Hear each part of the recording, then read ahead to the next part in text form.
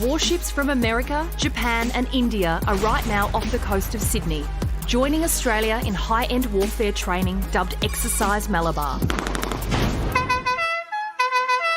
And China has tickets to watch, albeit from the nosebleed section.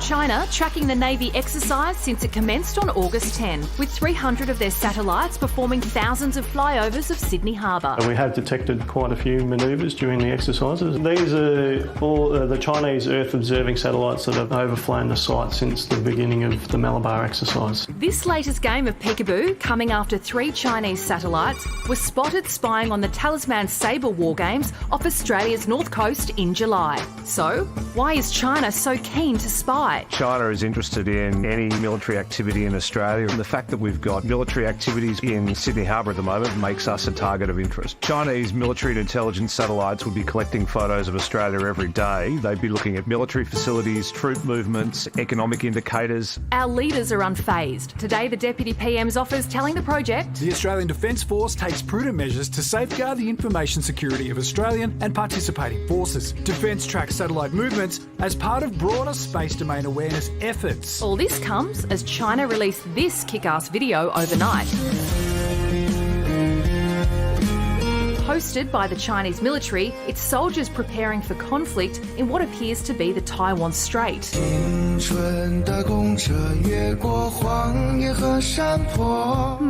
If only we could keep an eye on them. While Chinese satellites take to the skies, Australia currently has none. So, we've set up a GoFundMe page to put together enough money for our very own spy balloon. Dig deep, Australia. Helping a country in need. We've recently had a national mission for Earth observation cancelled. That would have given Australia 4 satellites able to do exactly what these Chinese satellites are doing. In the meantime, Australia can only wonder whether the view from up there is really worth it. Well, to explain all this now is Richard McGregor from the Lowy Institute. So, Richard, the Chinese government are now watching these military exercises. How worried should we be about the other information that they could collect? You know, there was John Howard, when he was in government and we had the war on terror, had a fridge magnet and it had a slogan, something like this, be alert, not alarmed. You know, it's pretty unsurprising that China is spying on us. You might remember for the military exercises, they actually had a surveillance ship off the coast. But of course, countries like China, with the capability that they have, they'll use any means they have.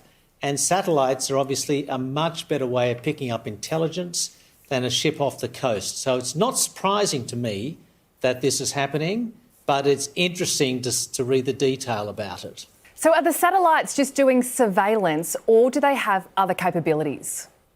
Well, I think surveillance covers all sorts of things. Obviously, if they're looking at military exercises, be they on the ground or naval exercises, they want to know what is being used. They want to know how the different parts of different countries' military components are talking to each other. They want to know about that technology, speed. So it's everything. It's the pictures. They could be, of course, be attempting to, tap into the conversations between various different parts of the exercises. So it's all of the above. I think satellites can suck up just about everything. Richard, China has sent 300 satellites. So what is it about Exercise Malabar that has got their specific attention?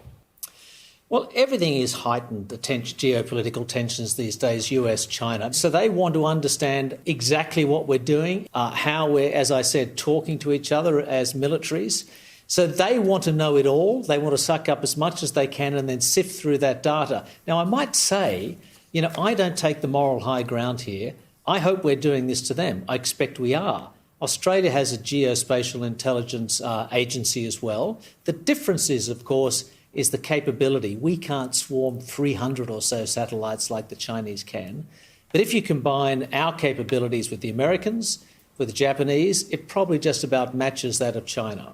Richard, forgive me if this sounds a bit like an American sports film, but if the Australian military knows that they're being watched, isn't this the perfect opportunity to be like, oh, yes, this is our plan, but it's really not their plan? Yeah, well, I guess there could be an element of embedded deception. I wonder whether they've really got the time or the ability to do that.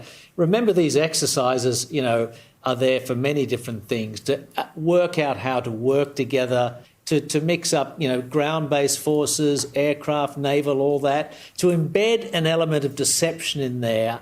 On top of that, I suspect is not the prime purpose of those exercises. But it's a good idea. So it's a good idea that could become a film that I could send you a script to have a little read of? Absolutely. In fact, not a film, an 8-part series or something like that, I'd say. Perfect. I'll call you after the show, Richard. Thank you.